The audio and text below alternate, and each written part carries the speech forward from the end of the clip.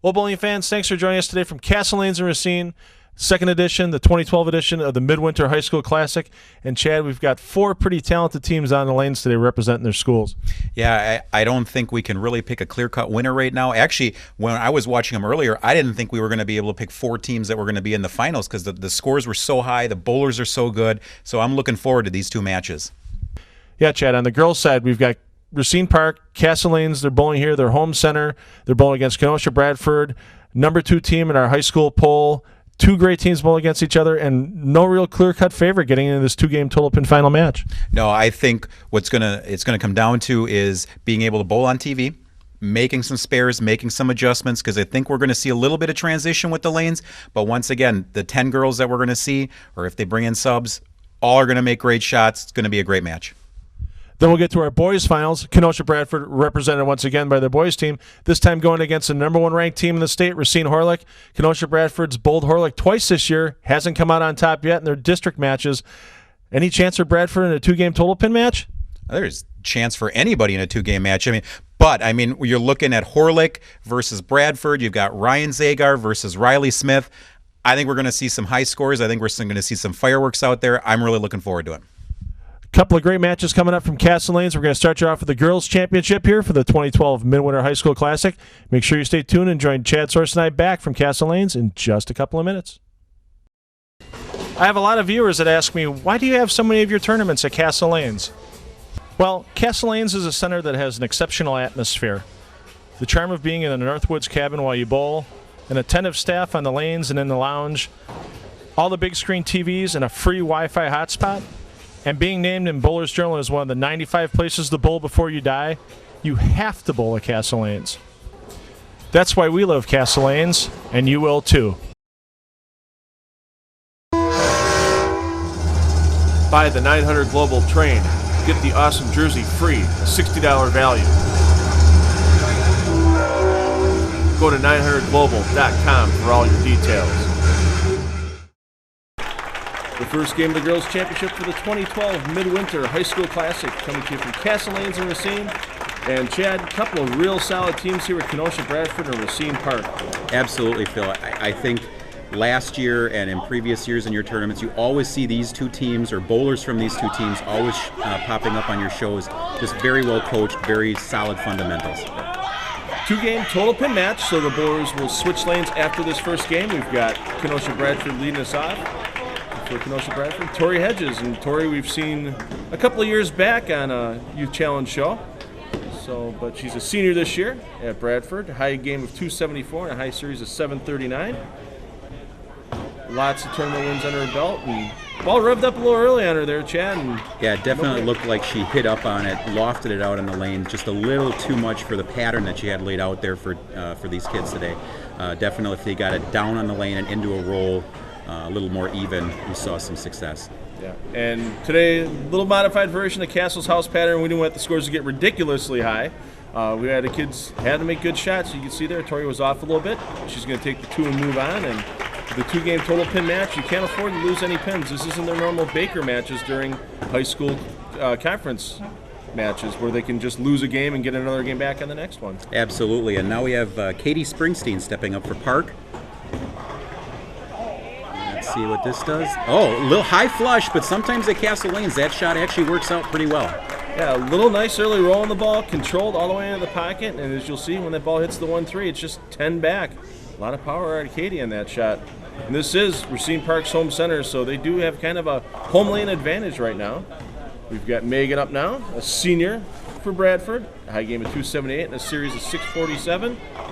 And she gets the Wally to carry. Oh, sometimes those are the prettiest shots. Not only do they make you feel good about yourself, but they can demoralize your opponent pretty easily as well. Leaves them down by 11 pins after that first frame open, but just watch that head pin do a lot of work and take out the 4, 5, and 7. And now we have Jessica Pfeiffer stepping up for Park. Started bowling at the age of 14, so really hasn't been bowling that long. And that's the nice thing about high school bowling, is it really exposes a lot of kids that may not have taken up the sport before that.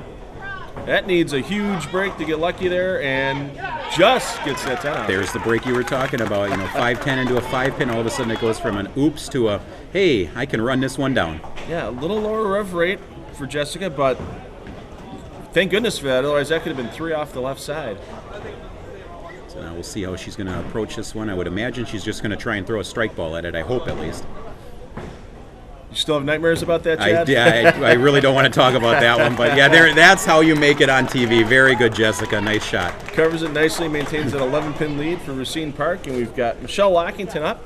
Another senior for Bradford. The team is stacked this year with a lot of seniors, and always have a good pipeline at Bradford. All these District 3 schools, Bradford, Tremper, Park, Case, they always have good pipelines of bowlers up and coming off the JV teams.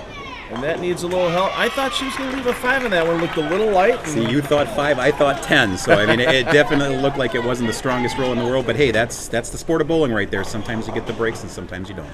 Yeah, just a little deflection on that ball, but still enough to get the 5 out and kick the 10. And here we have Peyton Kelsey. She's a senior for Park. I believe we saw her bowl last year on this program as well. Yes, she did. And she's really picked up her game. Her ball speed picked up greatly from when we first saw her. And you can see why. Now she's taking 10s out. She didn't before. And that was a great line for this house, just right off the corner, down and in, nothing fancy. But you look at how the ball just drives through the pins, takes out the 4 it needs to do, and we got a strike. Yeah. Sage Greenwood, up now for Bradford. Sage, a junior, 285 game under her belt with a 675 series, and strong roll through the pocket, another 10 straight back. Boy, this game is shaping. I thought you said we were laying out a pattern that wasn't going to put the scores through the roof. These girls are hitting it right now. Yes, they are. Just ball squares up nice. Not a lot of hockey stick looks out there. It's a nice smooth transition from the dry into a roll, and away it goes. Another one of the seniors for Park, Melissa Jake. Is that going to hold? Oh, it held. That was a good shot, maybe a hair fast, that it rolled through the break point just a little bit too quickly, but still a very good shot. Now, Chad, we're looking at a lot of the ladies out here today on a pretty oily house pattern using polished equipment. What would you as a coach use as the reasoning for using polished equipment? When today? we look at ball reactions at the college level, we definitely will take a look at where we need to store energy and where we want it to release. And on a pattern like this, you don't want the ball to pick up a roll too early, because then you're going to leave flat 10s quite a bit. So these girls are definitely throwing the right surface. And perfect shot at the 10 pin, very good. Yeah, keeps her team up by 9 pins going into the 5th frame. And we've got Mandy Van Dyne up, a junior.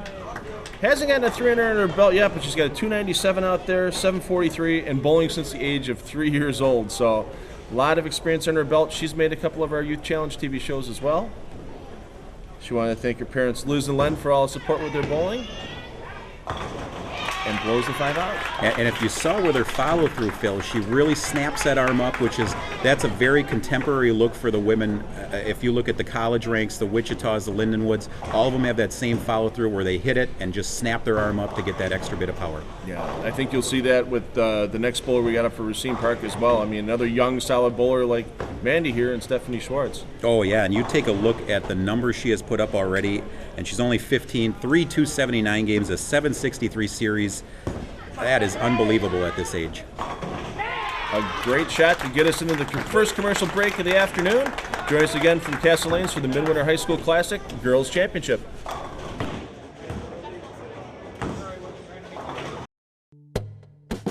Columbia St. Mary's presents Bucks Bowl for the Cure, Friday, February 17th at AMF Bolero in Wauwatosa. Your $30 entry fee gets you bowling, a t-shirt, a gift bag, and 2 tickets to the February 28th game against the Washington Wizards. There will also be silent auctions and a 50-50 raffle. For more information, go to bucks.com/bowl.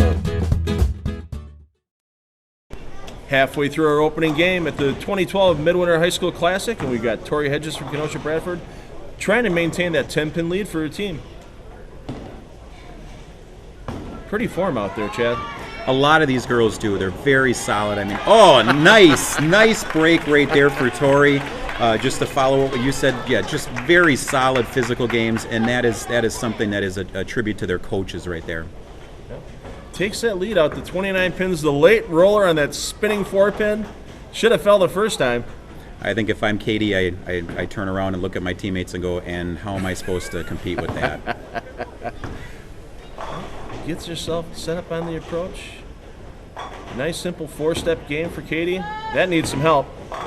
Wow, I'm surprised it held. That is what we call a frozen rope in bowling right there. I don't think that thing might have broke more than 1 or 2 boards, but it got the job done. Absolutely. And now quickly wasting no time. Megan Guru stepping up for Kenosha Bradford. That needs a little help to get all the way up, and that's just a terrible break, but we've seen that here before at Castle Lanes on light hits. Right, and that was a little light, and sometimes you hit light, you leave it a light 10 or a light 7 for a righty like this. You see the pins are bouncing all over the place. Any one of them could have hit it, but once again, just a break of the sport. Yeah, and she's using a track 916 all-terrain, so a pretty aggressive ball on the back end, and needs to make sure it doesn't get too aggressive on this. Wow, that's surprising. I thought it was going to hook more at that spare. Well, and that's where the modified part of this house shot comes into play. You definitely see a little more volume in the middle. You saw it with Katie's shot where she started in the middle and it just held all the way down there, and that one never got into a roll for the spare. We got a sub now coming in for Racine Park with Courtney Johnson, and sub rules for high school similar to the college, Chad, aren't they? Absolutely. In Baker, you can definitely replace anybody in a frame or even in a shot. And nice sub there by Park to put Courtney in there for a wall shot.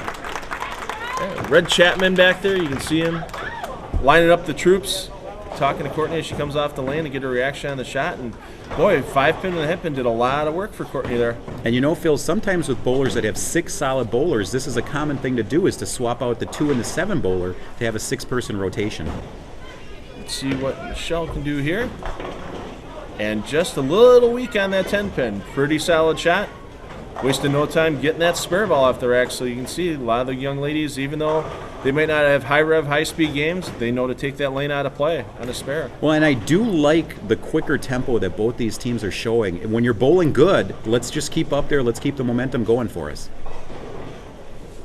Nice and cross lane at the spare. And covers it up nicely. I cannot stress enough to high school bowlers and to parents out there, what is the one thing you can do to prepare your child for college bowling? Spare shooting. Absolutely the number one thing that we all look for. So many matches that get decided in college Bakers by less than a mark, and you look at the simple 1 and 2 pin spares that sometimes get missed, and as a coach you just sit there and want to pull your hair out. Absolutely. Now Peyton Kelsey stepping up. Little high. That ball definitely read the lane sooner.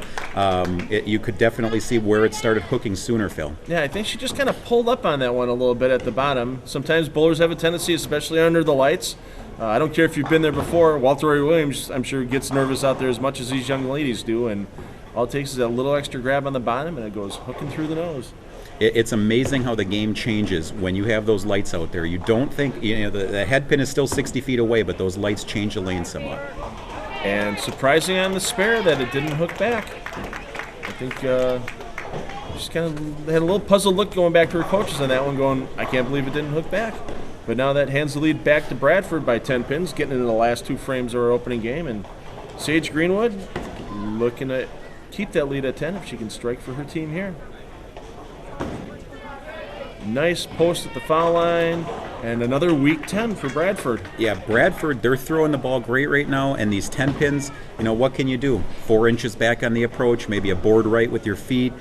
But as a coach, I'd keep telling them, you keep throwing the ball right there. Sooner or later, they got to start falling down. And you have the lead right now. You don't want to make a major change where all of a sudden you go open, and you go from a 10-pin lead to a 30-pin deficit as well. Moves cross lane, nice and deliberate through those 4 steps. Flattens it out with that spare ball and covers it nicely. Well, something told me we were getting into the TV matches today, Chad, that it was going to be a battle all the way to the 10th frame of the second game of this 2-pin total game match. And yeah, no doubt so far, back and forth. We've seen 3 lead changes so far between the teams, and I don't think we've seen the last of it yet. No, and all of the girls are throwing the ball very well. We've seen a couple of them that have missed a little bit, but that's to be expected. But by and large, these girls are throwing the ball great. Park working in an open, trying to get Melissa to bounce back. And, wow, I think they found something in lane 10 with a hold spot. Absolutely. It seems like they're telling everybody, hey, why don't you pull it a couple boards and just keep your speed up, because that thing's just going to ride right to the head pin. I wonder if Bradford's noticing that as well, because the teams will flip-flop lanes after this first game, and Bradford could use that to their advantage in game number 2. 9-pin match, getting into the 10th frame of game number 1. Mandy Van Dyne working on a spare for Bradford. Their maximum score right now, if they strike off the sheet, 225. Maximum score for Park if they go off the sheet in the 10th frame, 226. So that 9th frame strike by Melissa Jake for Park could be very huge right now and kicks the 10. Very nice. And I saw something in her game. I don't know if you saw it, Phil. When she went up on the lane before she put her hand on the ball, she kind of did a follow through, a little mental game thing there, a line in mind saying this is where I want the ball to go. That was outstanding right there. Yeah, and it's just to get the arm loose, a little flow going, and you can see her reaction right there. She knew she threw a good shot. It was a matter of just grinding that 10 out of the corner, and she did it. There it is, that little flip just to get the feel of the shot. Good pre-shot routine for all these bowlers. I mean, they go through the same routine time in, time out. Is that going to hold? Wow. Oh, that shot, that really puts the pressure on Park right now. That was a huge double. Yeah, it gets the lead out to 19 pins for Bradford with that double in the 10th frame, and watch that ball just tickle the 5-pin over. That was a working man's ball right there. Yes, it was. Or a working woman's ball in this case for them. So, Mandy and all the bowlers in the Bradford team wanted to thank their host center, Surfside Bowl in Kenosha. AJ Hedges, one of the owners of the Hedges family, been involved in bowling for years, and they just want to thank all the opportunities they get to practice at Surfside Bowl. And a great finish for Bradford for 225. Great job by their anchor right there. And that's why, actually our team has reclassified that position. That's our closer. And you look at exactly how she decided to close that frame out. 3 strikes, 3 great shots. That's the way you do it. And now Stephanie Schwartz has to try to answer to get the lead to 1 pin for Park going to game 2. And every pin counts in these situations. That needs to come up fast. Wow, how about that? Great extension on that shot. Right off her hand. She even knew it was a good shot. It was just a matter if it was going to carry or not. So that knocks the lead down to 9 pins for Bradford. If Stephanie can strike on the second ball in the 10th frame, potential for Park to take the lead. Just the focus on Stephanie all the way through the shot, watching that ball through the pin deck. And that's something that a lot of young bowlers need to make sure they do. Watch that ball reaction all the way through your pin deck, because you can tell if you're leaving a weak 10 or a strong 4-pin, you might need to make that little bit of a move. Heck, that's not even for the kids. The adults should be doing that too. Exactly, yes. 10 flush. How about that? Yeah, 10 pins up, 10 pins down. I don't think you could throw it any better. Those are 2 back-to-back shots that looked identical. Absolutely. Coach is coming over, checking the score out. Every pin counts. They can take a 1-pin lead in the game 2 if Stephanie can strike here. I want to thank Castle Lanes for hosting the Midwinter Classic for the 2nd consecutive year. We've done quite a few of our high school and youth challenge tournaments here at Castle Lanes, and one of the prettiest centers in the nation. Nice 5 steps, well posted at the line. That's a little inside of her last shot.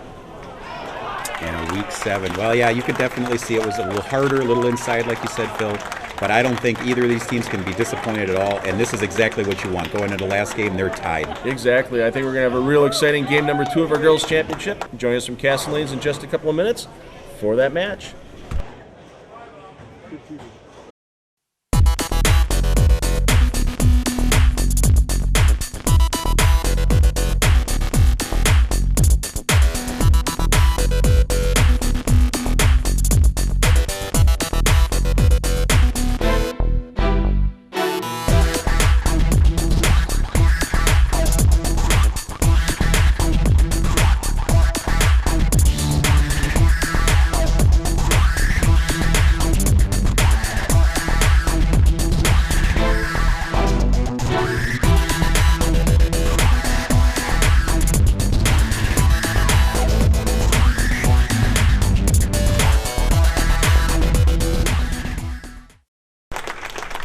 Two-game match turns into a one-game match here at the Midwinter High School Classic. Two-game total pin match. We're tied at game 1, 225 apiece for Kenosha Bradford and Racine Park. Teams have changed lanes. We're going to have Racine Park starting on lane 9 here at Castle Lanes. And who do we got starting off for that team, Chad? It's Katie Springsteen again.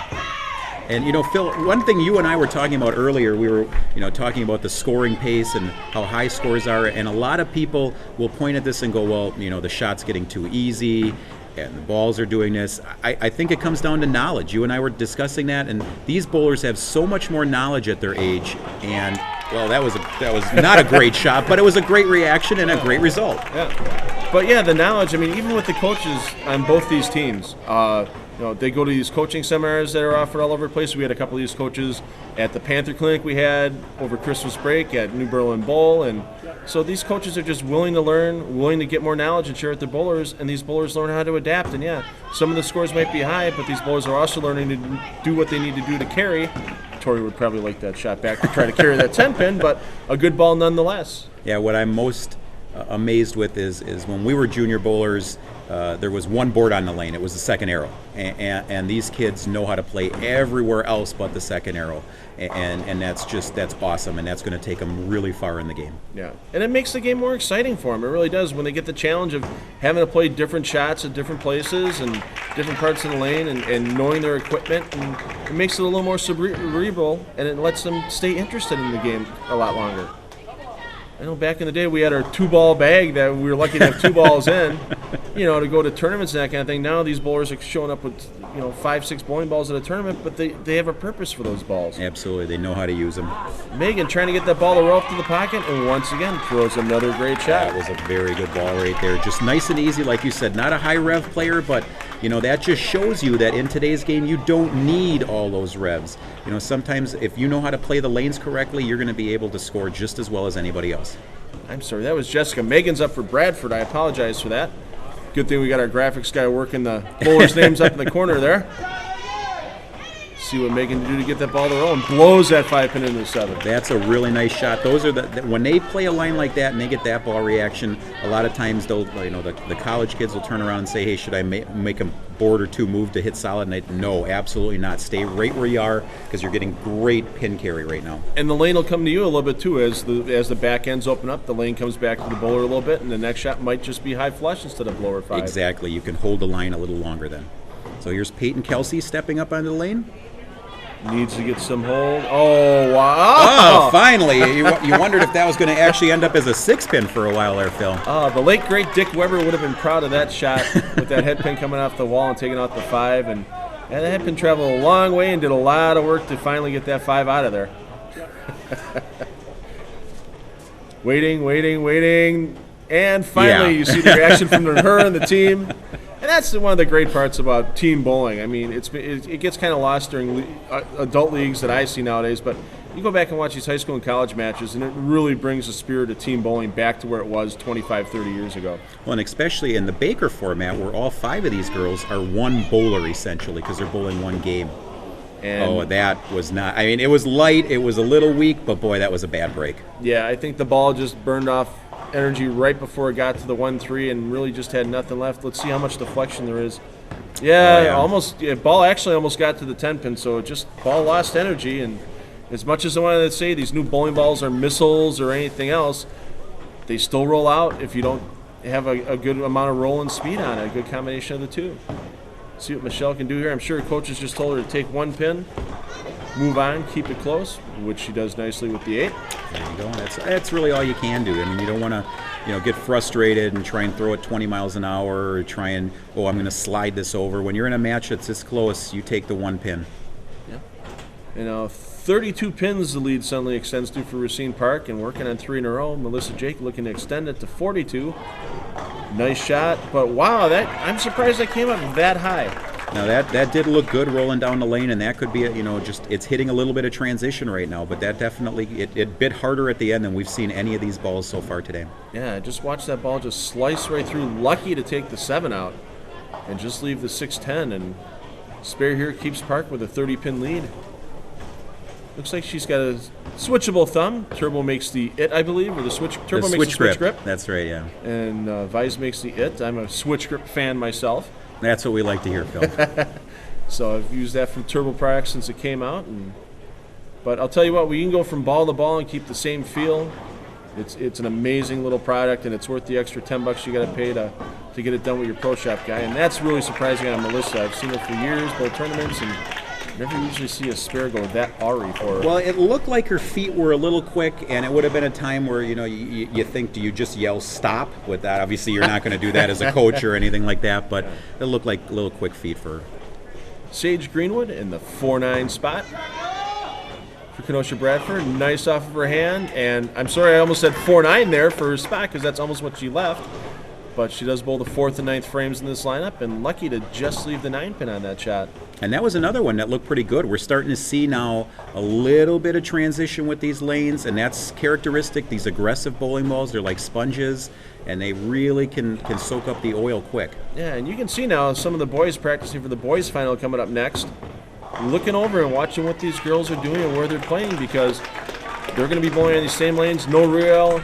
They're going to have to deal with what the women have left behind for them here, and that little bit of information, lane breaking a little high, you got to be able to use that.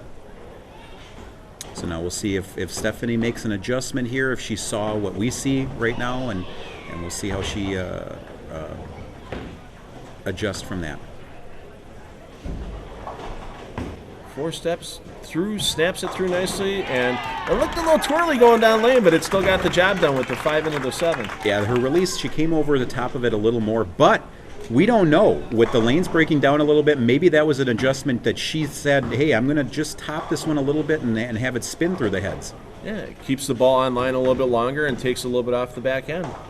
So Mandy Van Dyne looking to get another strike for Kenosha Bradford to keep them within 16 pins going into the second half of the championship.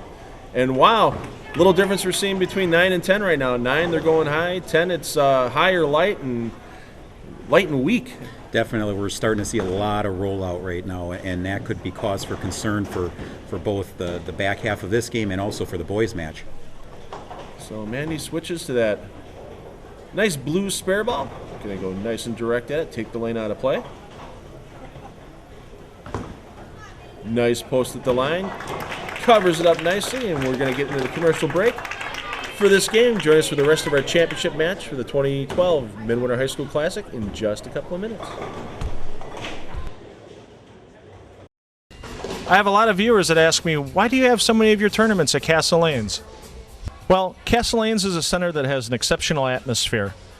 The charm of being in a Northwoods cabin while you bowl, an attentive staff on the lanes and in the lounge, all the big screen TVs and a free Wi-Fi hotspot, and being named in Bowler's Journal as one of the 95 places to bowl before you die, you have to bowl at Castle Lanes. That's why we love Castle Lanes, and you will too.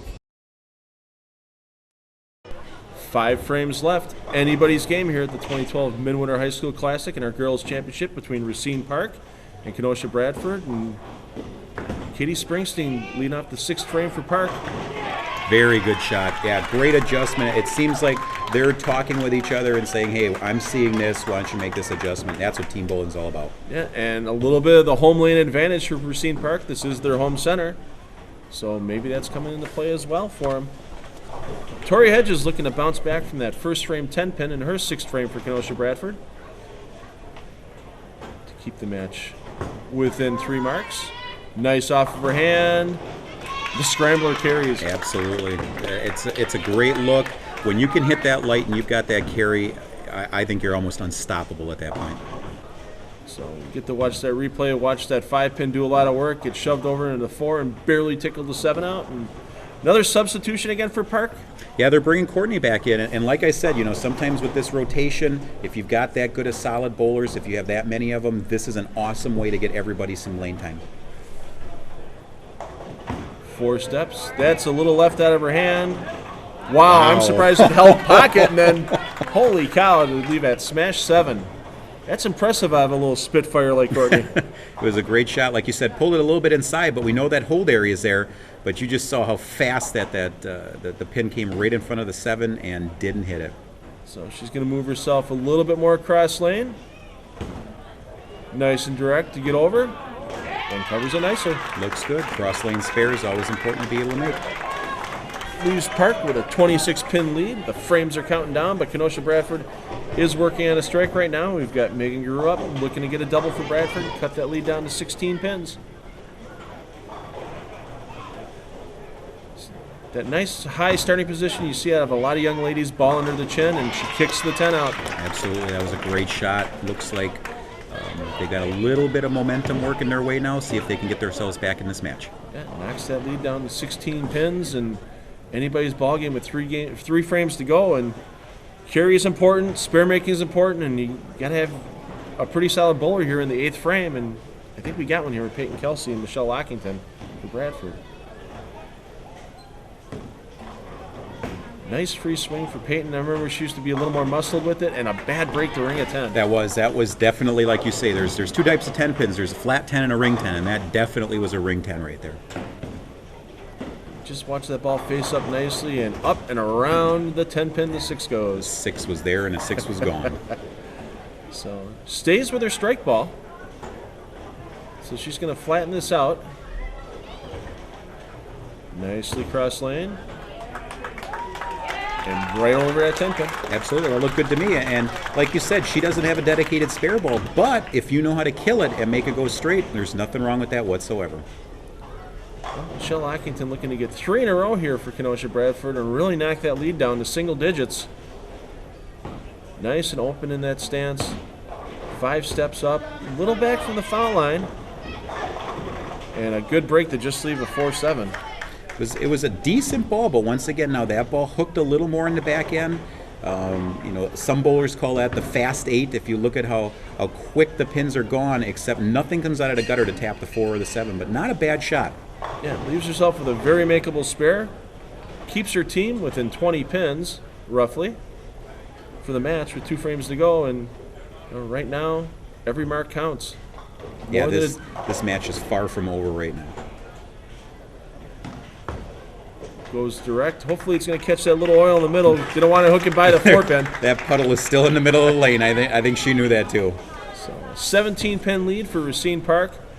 And pretty much, I'd say, the most experienced player on the team right now coming up with Melissa Jake. I mean, she's a senior, right, Chad? Absolutely. And you like having that senior leadership in the 4 spot. The having it in the 4-9 to set up the anchor bowler or the closer bowler is sometimes even more important than the anchor themselves. Yeah, Melissa taking a little extra time to get up on the approach. Nice long fluid 4-step approach. And oh my! Trip to 4. Kick the 4 out. 10 falls a little late. Nice break for Racine Park to maintain their lead, getting into their 10th frame. That ball just a nice strong roll all the way through, and I think it looked like the 9-pin almost slid over into the 10-pin spot and took it out. That's what it looked like, Phil. Sage Greenwood, her brother in the Bradford team, back in the back there, cheering her on. Wanting her to get her strike to keep the match close, getting in the 10th frame. Nice shot out of her hand. Maybe a hair slow. Just a little bit inside, but a good strong shot. But at least it's a 4-pin. You can look at it and go, all right, I'm going to run this down and set up the 10th frame. So yeah, it's not done yet. I mean, if Stephanie Schwartz were to open in the 10th frame for Park with a mark here by Sage, that would leave room for Amanda to strike out, possibly to get a win. Nice deliberate 4 steps to the line. That's going to need a little help. Oh my. Wow, now that one didn't hold. That looked almost the same as the bowler that left the 4-7 and it held, and that one didn't. That was interesting, Phil. Yeah, Michelle's ball held all the way down. A slightly higher rev rate for Sage might be the difference, or it was just an extra board left and hooked right by it. And now this match pretty much over as long as Stephanie stays behind the foul line. But sometimes this is when a bowler is going to make a mistake because they go up there knowing they have the lead. So you have to just go up there and throw your shot. Can't throw it better than that, Chad. That's the way you close out a match right there. Awesome. Maximum score 232 for Racine Park. If Stephanie fills the 2 shots in the 10th.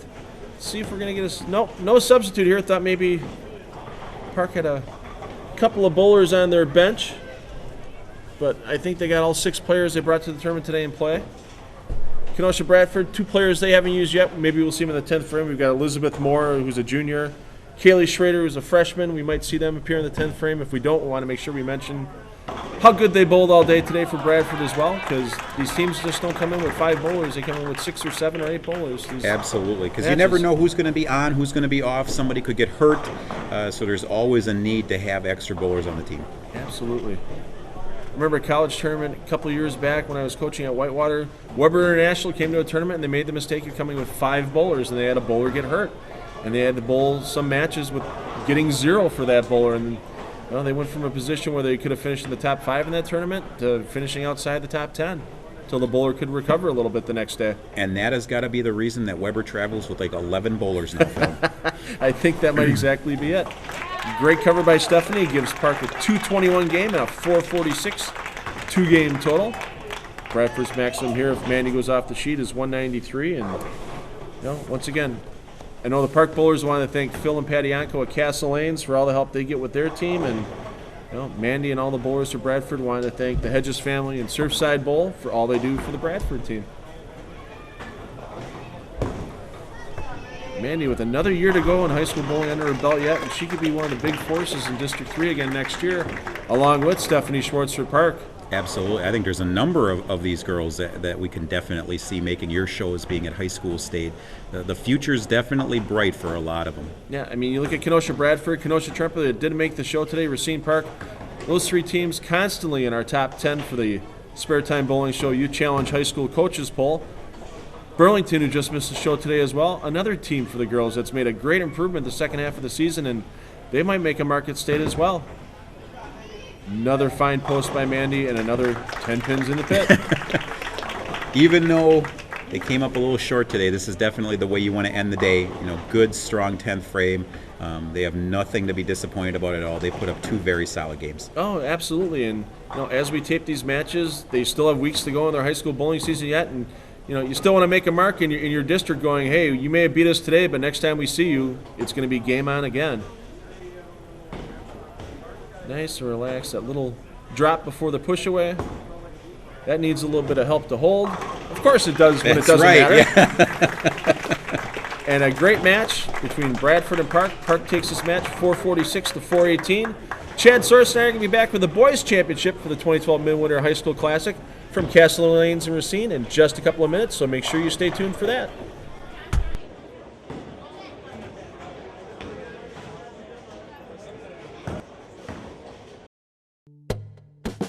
Columbia St. Mary's presents Bucks Bowl for the Cure, Friday, February 17th at AMF Bolero in Wauwatosa. Your $30 entry fee gets you bowling, a t-shirt, a gift bag, and 2 tickets to the February 28th game against the Washington Wizards. There will also be silent auctions and a 50-50 raffle. For more information, go to bucks.com/bowl. High Five Gear, custom bowling and sports apparel as unique as you are. The only limitation is your imagination. highfivegear.com.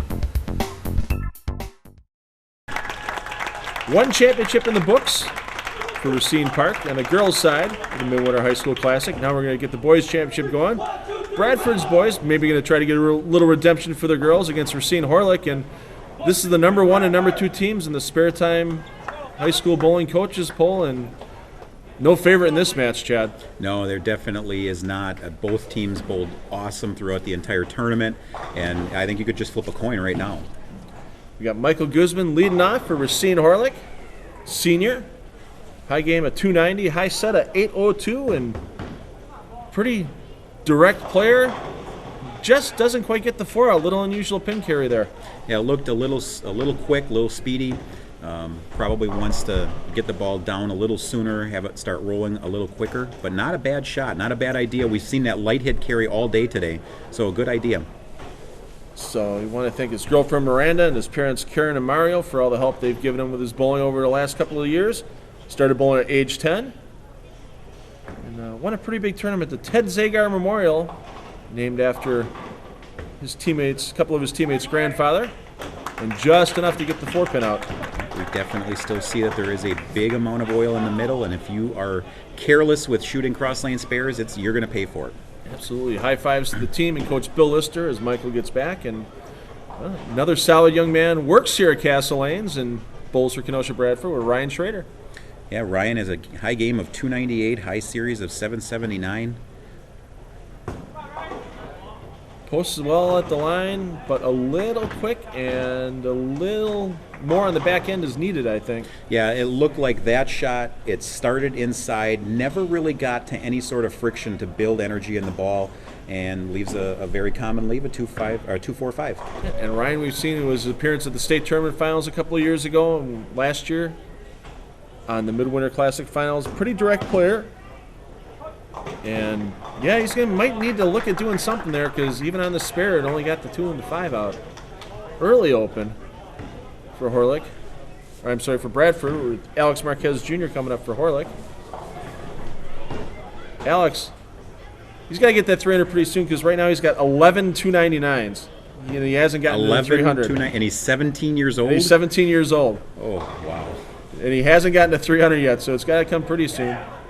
Nice and direct, but once again, if that ball doesn't get into a strong roll, you might leave that 8-10, and he gets lucky to take the 8 out. Well, and in the girls' match, you made mention of watching where the ball leaves the pin deck, and we're going to see right here, you can see the ball bounces to the right. It deflects off and barely gets to the 8 pin. Something barely gets there, so that's why that 10 pin was left. Yeah, you can see a lot of these players using polished equipment, and they need to, that's another big mistake, handing the lead, I guess not back depending on what Bradford does here, but definitely letting Bradford back in the match early.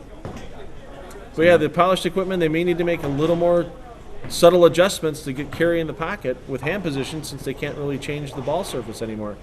Now, the only other thing they could really do is maybe lower it a little bit for scrubbing off a little bit of speed. We'll see what Andrew Close does here. Needs to roll up nice and firm, and it does. That's exactly what you want to see right there. That's the way to come back after an open. Picking up your teammates. Hey, don't worry about it. I got your back. Bradford, since that open was in the first frame, an early 1-pin lead. Horlick coming up working on an open with Matthew Nelson, a junior. Couple 299s under his belt. High series, though, 833. Beats my high series lifetime already. He's 17 years old. So, looks like he's using a Mission XL 1200, not a wide release ball out there, but it's a ball that's pretty tame. You can see the reaction was tame and lucky to leave just the 2-pin and get the 8 out. Yeah, we're seeing a lot of a lot of speed right now, and I think that could be what's causing a lot of these bowlers problems. Is they're really making sure they're aggressive with the shot, and they don't need to right now. So I think they just got to relax a little bit. Yeah, speed gets amped up. You get under the lights. You want to look good when you're on TV in front of all your family and friends and everybody that knows you from bowling, and yeah, it's easy to get that speed amped up a little bit and get that extra mile an hour faster. But Matthew covers up that spare nicely. And here's the young man I think who's made the greatest improvement for Bradford over the last couple of seasons, and we got to like him as a fellow lefty, Chad. Absolutely. Nobody else likes us lefties, so us lefties got to like ourselves, I guess. Nice, tall, long, 4-step delivery. Nice off his hand. 10 back in the pit. And playing that great line for a left-handed bowler, right up 5, just walks right to the pocket. And he's so smooth doing it. He's gotten so smooth over the last couple of seasons with his form and with working the ball down the lane. And really, is my pick, most improved player for Bradford over the last season or so. You can see he likes the reaction of that ball all the way down lane, so does his teammates. And another lefty, and this kid, let me tell you something. If you may have heard of Ryan Zager enough on our shows and everything, and this is Kyle's first TV appearance. You can see where the bloodline, starting with his grandfather Ted and his dad Matt, where this goes with the Zager bowling family. Just perfect out of his hand, and oh my! I don't think you can leave a more solid 7-pin than that shot right there. That was a great ball. Okay, and he's 15, and he's throwing it like this. Yeah, you don't already. have to remind me that he's that good at 15. Talking with his dad Matt, earlier today, he says Kyle just needs to work on his mental game a little bit more. His brother and him are pretty much equally talented, and he could see maybe Kyle passing his brother someday if Kyle keeps his head on straight. Well, and they say that a lot of times about siblings, is the younger one sometimes picks it up quicker and can exceed even better. No problem covering that 7-pin up. So, Kyle and Ryan both want to thank their mom and dad for all the help that they give them with their bowling, and Phil and Patty Anko here at Castle Lanes. Ryan works here. Kyle's practically living and breathing bowling every minute he can outside of school here. So, and here we have Ryan Greenwood, a senior, 2 300s and an 8-12 high series. Just unbelievable the numbers these kids are putting up. And what a shot. And now you see why he has 2 300s and an 8-12 series. That was a great ball by Ryan right there. And with that speed, able to just grind that 10-pin out of the corner. If we get a replay on this, just watch that 6-pin do a lot of work off the sideboard. Bang, and that 10-pin gets tomahawked. Yeah, I was going to say, I don't think it needed to get grinded out. I think it was just gone. Oh, ho-hum, Ryan Zagar, another TV show for Ryan. This time he's on with his team, though, so I know he's pretty proud of that. 6,300s and 857 high series, and more tournament titles than we can mention in the short time his ball goes down the lane and gets another strike. So and now we're starting to see these teams that get a little more comfortable under the lights with the cameras. They're starting to make really good shots now. And the head pin just goes to the sideboard, takes out the entire left side of the rack. And Ryan, when he bowls, he'll show you his emotions. He wears them on his sleeve. And that there was just cool, calm, ho-hum. I threw another strike. And here we have Riley Smith. I had the pleasure and the privilege of bowling with Riley in the Junior Hall of Fame tournament up in Milwaukee. Great kid. Throws a great ball. Look at that. Just 10 pins up, 10 pins down. A great match after our first half of our championship from Castle Lanes. We'll be back with the second half of Game 1 in just a couple of minutes.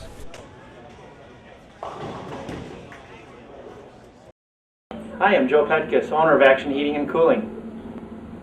Action Heating and Cooling has been providing a tradition of comfort in your home or business since 1972. We respect your desire for quality work at a fair price, completed when promised. Our planned maintenance plans can help your furnace or central air system run efficiently, last longer, and operate safely. We are comfort you can count on. We are Action Heating and Cooling. Call us or visit our website today. Half of Game 1 of our boys' championship from the 2012 Midwinter High School Classic in the books from Castle Lanes. And Chad, just back and forth. These two teams are fighting it out with Michael Guzman up in his sixth frame for Horlick. Yeah, like I said, I think now they're starting to get acclimated with the lanes. They're really starting to make some good shots here. A little wider than his last effort, and another wall shot from Castle Lanes. Now that was strange, though. I mean, the 5-7 was up for a while, and that looked like that was going to be a much better ball reaction, but it did look like he slowed it down a little bit from his first ball. Yeah, you watch that ball come in, and yeah, still a lot of deflection. Could be the surface. That's a pretty polished ball he's throwing there with a C-System 2.5, and it looks pretty polished. So he may have to work on that between games. Ryan Schrader, nicely posted at the line. Ho-hum, another strike for Bradford. Gives them 5 in a row and a 32-pin lead. Yeah, they're all kind of looking at each other like, no big deal. We do this all the time. But they know the tide can turn quickly. You get a couple opens back-to-back in there like they had last year against Burlington. When they were Bradford was the clear-cut favorite against Burlington last year, and Burlington just took advantage of a couple early opens, shot 268 the first game, and the match was never in doubt after Game 1. So I know they're looking for a little redemption from their second place last year. Alex Marquez Jr. needs that ball to face up, and it does for a 3-bagger for Horlick, so they're not going away quietly. Oh, and this is what you like to see. This is definitely shows the mental makeup of these teams, that both of them are very well prepared. They're not getting rattled, frustrated, anything like that. Yeah. And a little different format today, 20 games of match play during the Baker part of the tournament, so equivalent to 3 of their high school matches with bonus pins instead of just wins and losses, and then getting to the 2-game total pin finals, so a little different format they have to get used to. And Andrew just can't roll out that 2-pin. No, that one he definitely missed probably 2 or 3 boards to the right of his target, and it fought to get back to the head pin, and he's lucky to just leave the 2. It's a little easier spare than 2-4-5, that's for sure. No doubt. And he knows, yeah, he was hoping all the way up there. You see the reaction, come on, give me a break, and he doesn't quite get it. But his teammates are there for him right there. Just make the spare, move on. We got a nice 20-some pin lead right now, and if you make the spare, we maintain it no matter what. So makes a little move off of his strike target. It hooks across nicely and covers it up. There we go. Uh-oh, it's duck season here at Castle Lanes. All the ducks above the lanes they got here on lanes 9 and 10. Those decoys kind of throw you off when you first walk in the door here. You know, you got all the nice knotty pine along the sides and the nice looking masking units from the waterfalls up north, and also you see ducks above your lane. It definitely, you know, if you've never been down to Castle Lanes, you walk in, you're going to think you're up in Minocqua or Eagle River at first. It's just an absolutely gorgeous center. Phil and Patty Onko do everything for their league bowlers down there, and their open play bowlers too, so if you get a chance to come down and throw some open play at Castle Lanes, they'll appreciate it. And now with that double by Horlick, the lead's down to 11 pins. A great shot by Matthew Nelson. Blows that 5 over into the 10, or into the 7, and the 10 would have had no chance even if it stood. That's with the head yep. pin. We'll see how Zach answers that shot. Boy, to be like 6'4", long, lean, and lanky. No problem getting power onto that shot. Jeez. Yeah, you don't give the pins a chance when you throw it like that, but I guess that's the object of the sport. So very nice shot by Zach. Yeah, that was like somebody threw on an Horlick vacuum cleaner in the pit when that ball hit the 1-2 pocket, because it just took everything straight back and it disappeared. Keeps Bradford up by 11 pins with Kyle Zagar up in the 9th frame. I'll tell you what, Kyle's looking to get his team 5 in a row. 7 steps up there, and holy cow, I can't believe it bit that hard. The 2-6-7. I actually had to think about the pins on that one, Chad. That's because exactly what I was thinking too. you don't see that left very often. And just slices right through the heart. I think he just grabbed that one a little hard on the bottom, because out of his hand target-wise, you can see he's hoping that it stays out for him, and just didn't quite do it. And as a coach, do you tell him to go for it in this situation? You're going to be down by 30 pins almost if you... I think you have him go for the baby split, and if you make it, you make it. And that one just hung wide on him, and now, that's going to put Horlick in a big hole, down by 26 pins. Could get extended to 36 here by Bradford if they can strike in the 9th frame.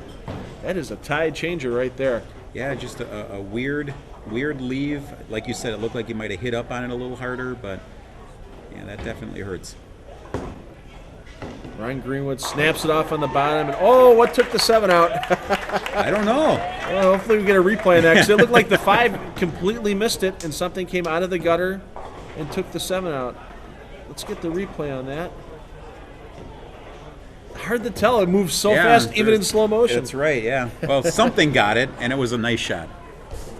Well, Ryan Zager is going to need to get all 3 for his team here in the 10th to get a good look going into the second game. If he strikes out, they can shoot 210. Posts it nicely on the bottom, and wow, 10 back with authority. Definitely. That's a statement shot right there. Yeah. We're not going anywhere. Exactly. Well, they can knock the lead down to 26 pins. Knock Bradford's lead down to 26 pins if Ryan can strike again here. So Ryan using a Columbia Eruption out there today. I know it's been one of his favorites, posting on Facebook on some of his recent achievements and tournaments he's bowled. Also want to thank Lenny Borsch for drilling up all of his equipment. Lenny's got the Bowler's Choice Pro Shop inside of Castle Lanes. And whoa! And it's not a foul. He didn't let go of the ball. And that's something that's pretty important. A lot of viewers who may not know the rules that well, if you do not release the ball, it is not considered a delivery. Therefore, it is not considered a foul.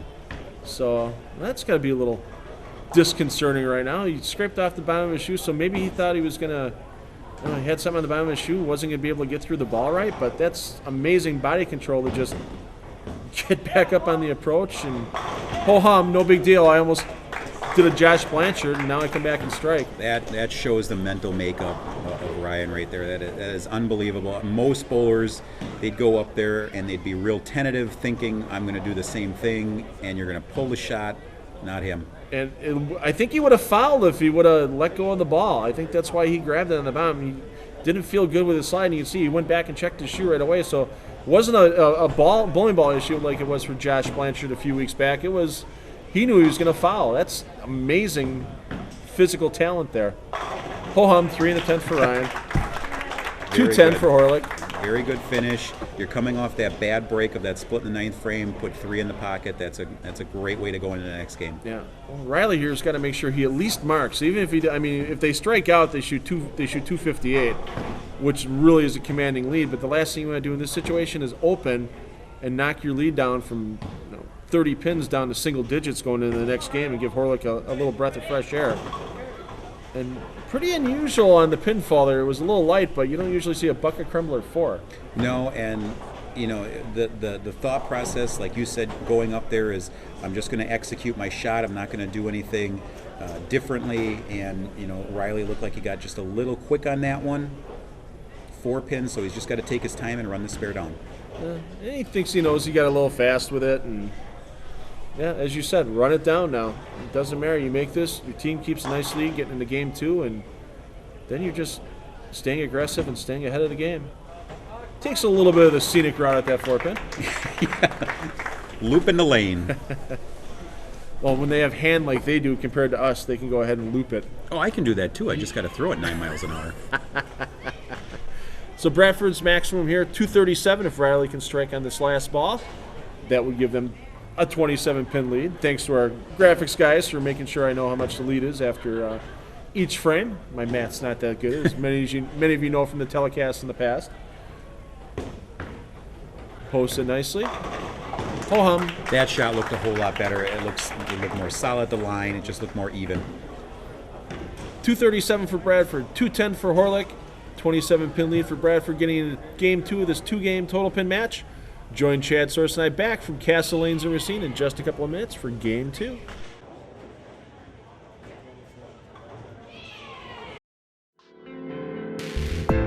Here's the latest Spare Time Bowling Youth Challenge High School Bowling Coaches Poll.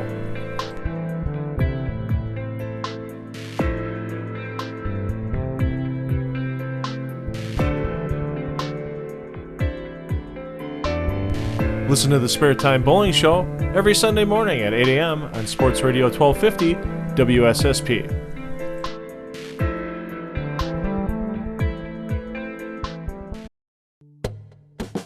Columbia St. Mary's presents Bucks Bowl for the Cure, Friday, February 17th at AMF Bolero in Wauwatosa. Your $30 entry fee gets you bowling, a t-shirt, a gift bag, and 2 tickets to the February 28th game against the Washington Wizards. There will also be silent auctions and a 50-50 raffle. For more information, go to bucks.com/bowl. One game of our 2-game total pin boys championship in the books. Kenosha Bradford with a 237 to 210 win in game 1. 27-pin lead getting into game 2. And Chad, who do we got leading off for Kenosha Bradford this game? Got Ryan Schrader back up on the approach. Phil, you're fine. And throwing the ball pretty good. I don't think we have lineup changes for either teams from what we've got from the coaches so far. Nope, I got the same 5 in for Bradford right now. So Yep. Same thing for Horlick, so same order. Got a little bit of a re-rack we got to do here before we get started. Make sure that we're on the first ball. So, yeah, both teams talking. Bill Lister talking to his players before this game. You know, let them know for Horlick, hey, it match isn't over yet. And Mark Greenwood and John Schrader from Bradford, stay aggressive, keep throwing the ball well, keep filling frames, and not the best start Ryan was looking for there, but an easy spare. no, it's definitely a frustrating leave, but at the same time you got to look at it as, hey, I threw a good shot. Now I just got to make sure that I run this down. A little weak. 6-pin just decided to fall asleep in the flat gutter instead of staying away. So switches to that polyester spare ball. That needs a little help. You just have to knock it over, right? It's not a matter about how hard or how far it flies. That's what I've heard. Whew. But I tell you what, those are the type of things that give coaches gray hairs. Yeah. No doubt about that. And you've got Michael Guzman once again leading off in the first and 6th frames for Racine Horlick. And Horlick's got to start stringing strikes out of the gate and making a statement.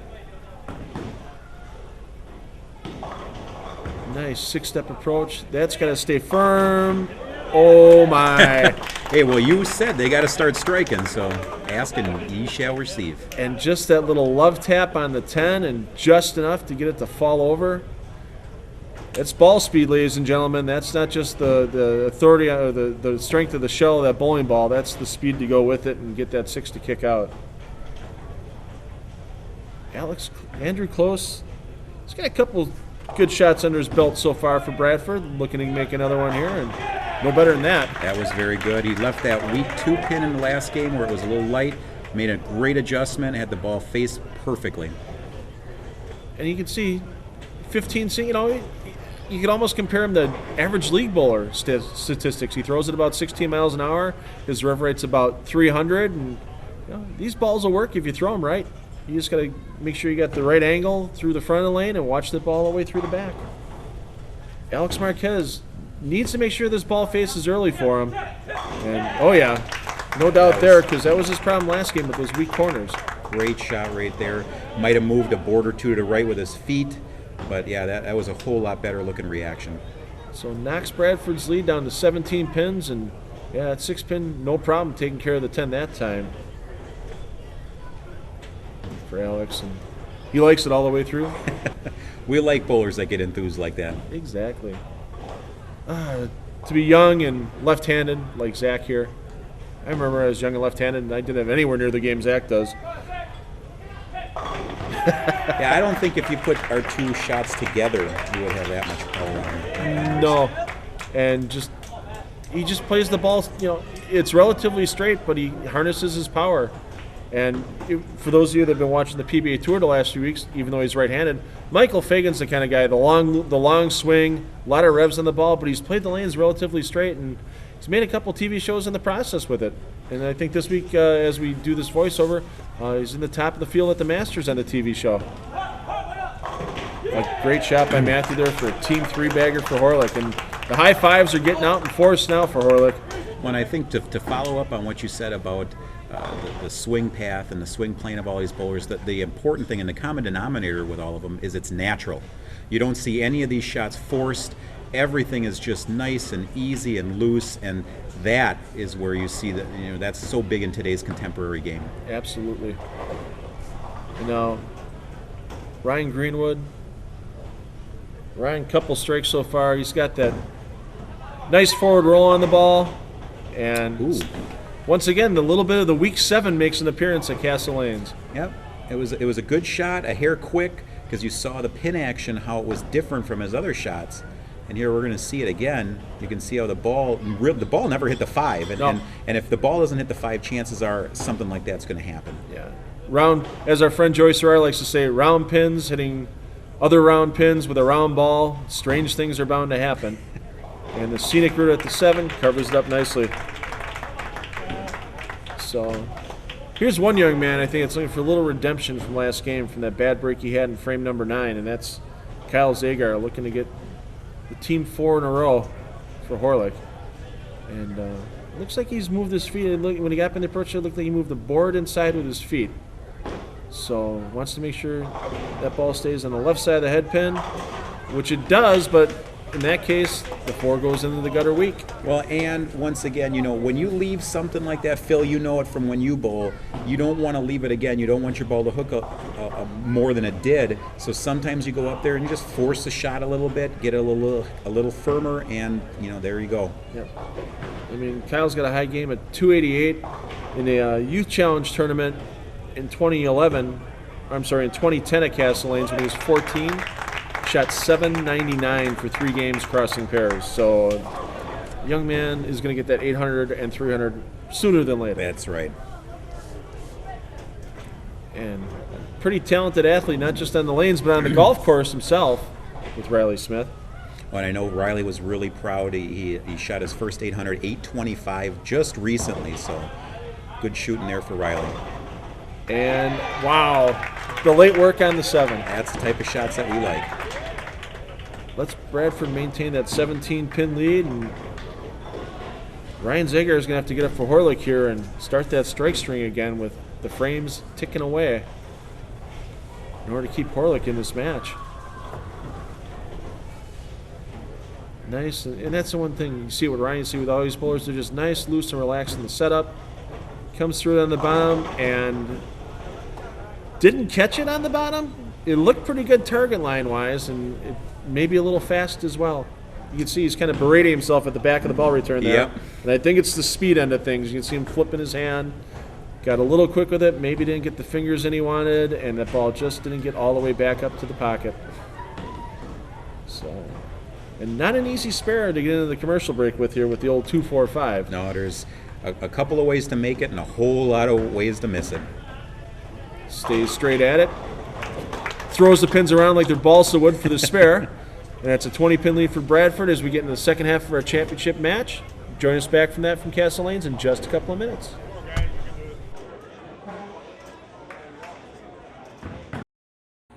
Barbiere's, a Milwaukee institution since 1963.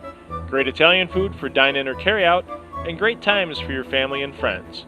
Barbiere's, in the heart of South Milwaukee, and near Miller Park on Blue Mound Road. Boys Championship game number 2. The frames are running out for Racine, Horlick, and Kenosha Bradford really trying to shut the door, Chad. Yeah, and you can see Ryan stepping up on the approach, not wasting any time. Once again, hey, we've got the lead. We're bowling good. We're going to keep that tempo going. Great shot. Shredding the rack. A team double Kenosha Bradford gets that lead back out to 30 pins, and boy, it's either you got to see all strikes out of Horlick now to have any chance in this game, especially with the way that Bradford lineup is throwing the ball right now.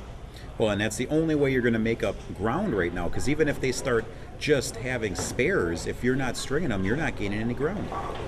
Well, see if Michael Guzman can get a late 8-bagger, hopefully for Horlick, started here. Probably a late 7-bagger that would be.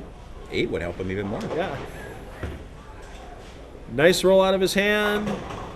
And once again, the 7-pin makes an eerie appearance at Castle Lanes. And that is a frustrating 7-pin right there. It's the 10-pin for us, where you've got 2 or 3 pins that look like they're laying on it, and nothing is hitting it. You get the roadblock in front of the 7-pin, and nothing wants to roll back and take it into the pit. But you just got to make this spare and move on now. And unfortunately now it's getting to the point where they're waiting for Bradford to make mistakes, and I don't see that happening. No, and you can't approach these games like that where you have to hope that your opponent's going to miss. You always have to assume that they're going to mark. Nice and direct up the back of the ball to flatten it out for that 10-pin. And Michael stays perfect on TV today. Yeah, the only thing that Bradford has to concern themselves right now is getting complacent and knowing they're playing with the lead. They've got to stay aggressive with these shots. They've got to keep bowling their own game. Yeah, and you see the coaches back there, Mark Greenwood and John Schrader, both back there talking to their bowlers between shots, talking to each other, going, hey, just keep the steamroller moving forward. See what Andrew can do here to keep things going, and wow. Well, now DOA. that could be the break that Horlick needed to get back on track right there. Like you said, the ball off his hand, it looked like his release wasn't quite as strong as it was. The ball hit the pins with no energy whatsoever. Yeah, you see, he went back and started talking to Riley Smith about what happened with his ball motion there, and Riley's kind of telling him, yeah, the ball was kind of dead when it got there. Move your feet a couple more boards to try to make – he's probably going to move his feet 2 boards to the left to get the ball to go a little farther down lane and hopefully slide that 5 into the 7. So it looks like he's going for it. Does it have a chance? Oh, wow, nice shot. Didn't get it. I mean, he actually cut it too close the first time, and the 5 kicked it on the way back. That maintains a 29-pin lead for Bradford when it could have easily gotten cut down to single digits if Michael would have carried that 7-pin last frame, and they'd strike this frame with Alex. That is a tied turner right there. If Bradford holds on to win this match, Andrew's got my vote for MVP right there. No doubt about that. If we voted for one, that would be the shot. Well, Alex Marquez Jr. here looking to strike to keep Horlick in this game. Nice 5 steps coming up. Little hop at the line. Still gets the 9 out. He got away with it. He really made sure he got a little extra into that shot, and you saw it right at the finish there, but still a very good roll. And Horlick's not giving up. Those high fives are getting hit back there pretty fierce right now. There's no dying Horlick. Watch Alex's reaction there. Oh, that 9-pin's there, and it's gone. Slap it out. Well, here's a young man that's 3 for 3 so far. Up out there on the left side. Zach Eisdor. Just long, lanky, 4 steps. Threw it nice.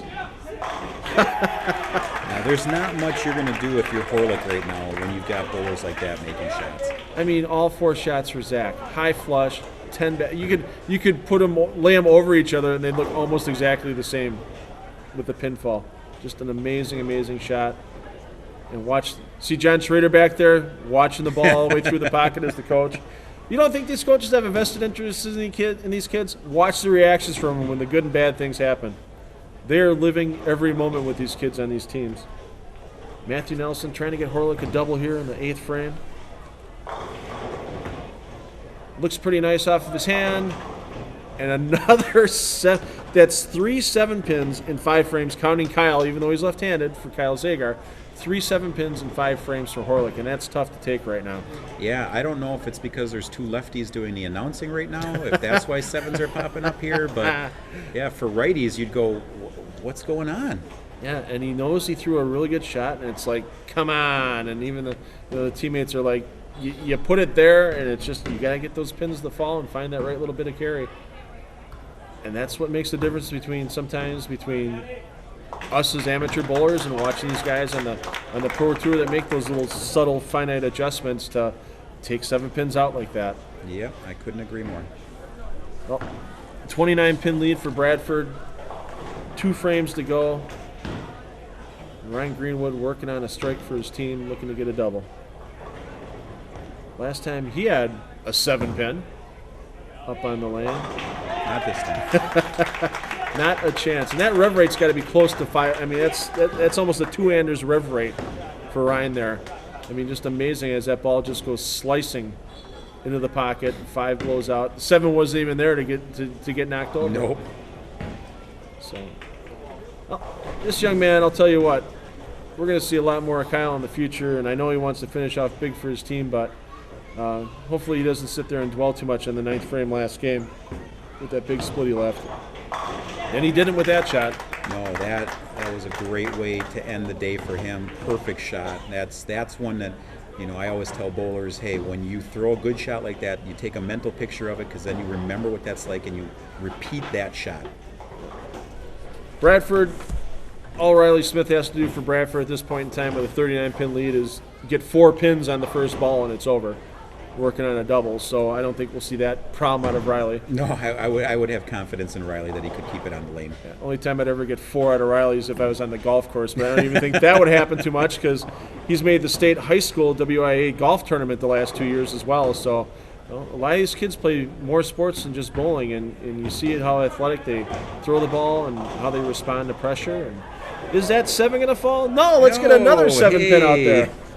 I think we've set a record for non-lefty 7-pins in one match this game, and it's kind of unusual, but it is something we've seen here at Castle Lanes before. So just that little rock and roll and 7-pin doesn't fall, but it gets Bradford the 2011 Midwinter High School Classic title this year after finishing 2nd last year. And I'll tell you what, if you had Bradford versus Horlick in the state finals this year in March up in Appleton, would not surprise me one bit. Wouldn't surprise me if Kenosha Tremper was in there. Wouldn't surprise me if Sun Prairie was in that stepladder as well. So there's going to be some pretty solid teams represented in Appleton again this year. And let's see. Looks like we're going to get a substitute in for Riley's fill ball. So everybody gets to be on TV today for Bradford. Let's see who they're going to pull up here. Oh, looks like Nick Dory is going to be throwing the fill ball for Riley here. Ball in hand, smile on his face. So taking a little extra time. You got to look. If you only get one shot on TV, you want it to be good. There's no doubt about it. So let's see what he's got here for approach. Nice 5-step up and through. Hey, sat on the bench for 2 games and comes in and does what he's supposed to do. And now he's going to look at everybody and go, why was that 7 so hard to take out again? This game's easy. He'll be bowling anchor next week. So with Horlick's going to finish this out. Ryan Zagar. No, he's not happy with 2nd place. I know as defending state champs from last year, they're going to look to throw title number 2 in a row and just a little high, lucky to leave just a 10. So, and I'll tell you what, as a senior, I haven't heard anything about colleges he's going to yet, but I know, Chad, that's one bowler you wouldn't mind having at the UW Milwaukee program, would you? I think I wouldn't mind having, let's see, there were 11 bowlers that bowled in this one. I wouldn't mind having any of them on my team. They're all extremely talented bowlers. So, and it just shows you how much high school bowling has improved over the last 5 years as compared to what it was maybe in 2004, 2005, the level of bowling. And it's showing as these players reach college now, too. The Blue Gold Classic, your UW Milwaukee team participated a couple of weeks ago. 1,000 used to be a really good game score down there for a 5-person team, and you said you guys were middle of the pack. Yeah, we started off 994. Everybody was high-fiving, and then I started looking at the screens around us and counting on one hand 1100s and low 12s. And, yeah, so, I mean, once again, goes back to the knowledge these bowlers have. Kyle Casey off the bench to fill in that last shot for Horlick. Gets himself an 8 count. With that, Bradford takes the title 463 to 423 here from Castle Lanes. Chad and I are going to be back from Castle Lanes to wrap up this 2012 Midwinter High School Classic on the boys and girls side in just a couple of minutes, so make sure you stay tuned.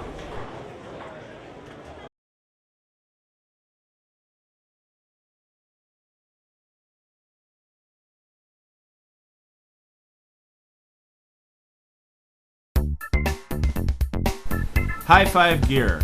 Custom bowling and sports apparel as unique as you are. The only limitation is your imagination. High5gear.com. I have a lot of viewers that ask me, why do you have so many of your tournaments at Castle Lanes? Well, Castle Lanes is a center that has an exceptional atmosphere. The charm of being in a Northwoods cabin while you bowl, an attentive staff on the lanes and in the lounge, all the big screen TVs and a free Wi-Fi hotspot, and being named in Bowler's Journal as one of the 95 places to bowl before you die, you have to bowl at Castle Lanes. That's why we love Castle Lanes, and you will too. Chad, great bowling by all the teams that appeared on the show today. Girls finals, Racine Park against Kenosha Bradford, and honestly, it was just a little bit better carry for Park than Bradford was the difference in that match. Yeah, and I don't think it takes anything away from them as far as not being able to carry as well, because they all threw good shots, and they're just, like you said, a little bit more carry, way to string a couple more strikes together, and that was a difference maker. And then we get to the boys' finals. Kenosha Bradford gets a little revenge for their girls' team. They come home and take the title, and the difference maker in that match, Andrew Close in the 8th frame of game number 2. Absolutely. Making that 5-7 split was definitely key, because you don't know what's going to happen in the 10th end. Riley could go up there and go, wow, I really need to make a shot here, and just makes a mental mistake and opens the door for Ryan to close it out and change the tide of that match. Couple of great titleists, Racine Park for the girls, Kenosha Bradford for the boys. We'll see them all up at the state tournament coming up in March up in Appleton. I'm sure Time Warner Cable Sports 32 will be carrying those finals as well, as they always do. We want to thank them for their support of the sport of bowling. And for my friend Chad Source, I'm Phil Brylow, and parents, take the kids bowling. They'll have fun for life. We'll see you on our next show.